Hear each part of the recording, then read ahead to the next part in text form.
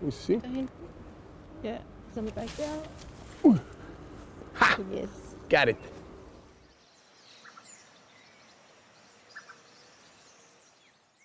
A friend of mine had the idea to hand in a project which is called Kretzel Oasis, basically oasis in the hood. And they asked me to step into this project because they wanted to do a biodiversity hood oasis. So we created some big pots and planted some specific plants there which are good for bees, butterflies, other pollinators, and made a small pond there so that these animals can also drink and live in the water. We also started a nature education path. We gathered some people, families, kids there, and talked about the biodiversity in the city, and we're walking down the street and we saw some other sidewalk gardens, and we saw that there are also a lot of plants, flowers, bees and other insects, even butterflies we saw there. Then we found out that these insects were probably moving between these little sidewalk gardens to reach larger areas.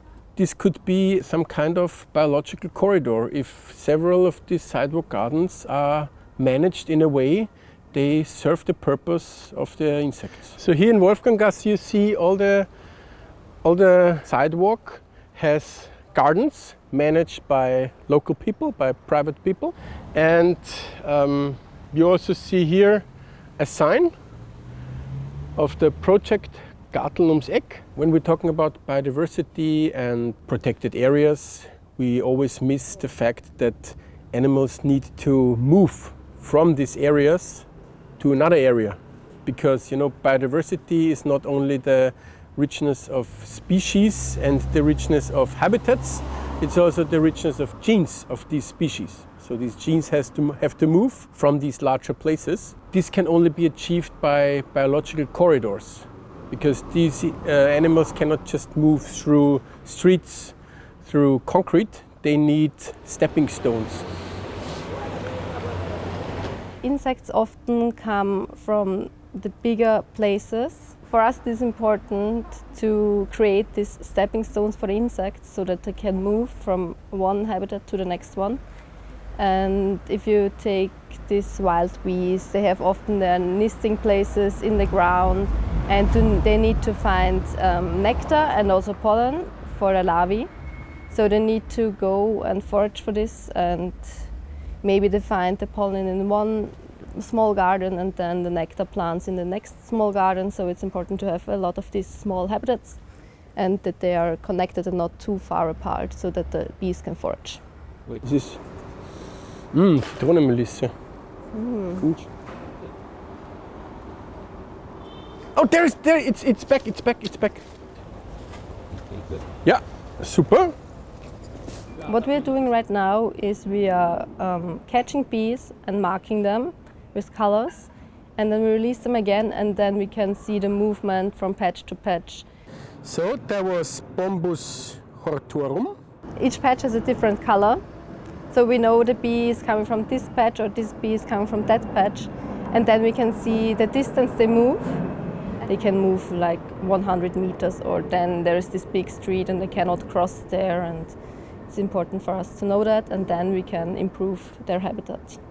Most of our little gardens are more the summer flowering plants, because especially in summer there is a shortage in nectar for the bees. There needs to be a mix of all these different garden styles. The flowering season is over, then you find some plants that are already dry, and in perfectly managed garden they would be removed. But this would be not ideal for biodiversity, because insects have their larvae in old dry plants. So if you remove all this, that's not good. So you need to leave a little bit of this. There needs to be also a biodiversity of habitats, right? This is one thing of biodiversity. So this garden I'm managing, it is a little bit tricky because it's on the corner. It's very sunny here and very dry and hot.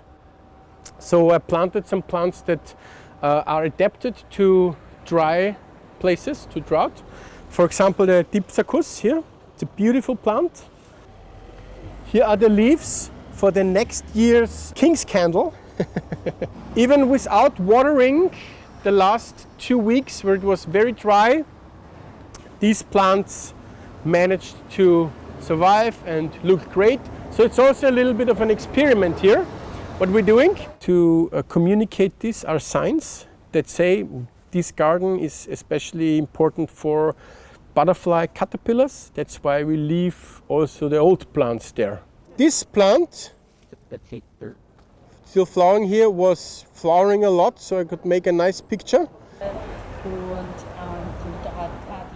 We want to create this awareness for the people, that they notice the insects, that they see, oh, here live quite a lot of bees or some butterflies, and that they are really important for our ecosystem as well, because they act as pollinators and we need them, and we want to show this and raise awareness and tell people what they should do maybe to enhance these pollinators.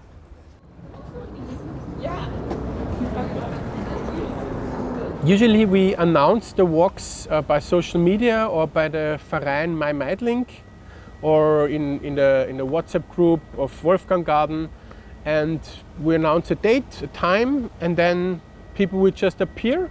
We hand out these little tubes where you can collect insects and look at them, and everybody will go around, look for insects. Suddenly their eyes open more, they get the microscope view and they find little black spots moving on the leaves, collect it, show it to me, and then we talk about these insects, we talk about the plants, where they were found, and the interconnection between plants, insects, birds, fruits, flowers. And we just walk slowly along these gardens, and we find all the time so many interesting things that people love it. What the females can do, yes, the males cannot sting. So now you can see it good, I think, when it's cleaning itself. The response was really good. They are quite amazed if we show them the small insects that live here, and we also go to schools and the kids are really interested and they go home and show it to their parents or their grandfathers, and this is really great. The malva is beautiful. There is a honeybee on the malva flower here. The next day after this biodiversity walks, they go through the city with another view. They see things, they explain things to other people. They say, look, this is a carpenter bee. Have you known? Suddenly, when you show it to them, they realize that they live in Vienna, which is a highly biodiverse city. Check this flower out. It is the lion mouse, because if you touch it here, it goes like roar, roar, roar. You see? Roar.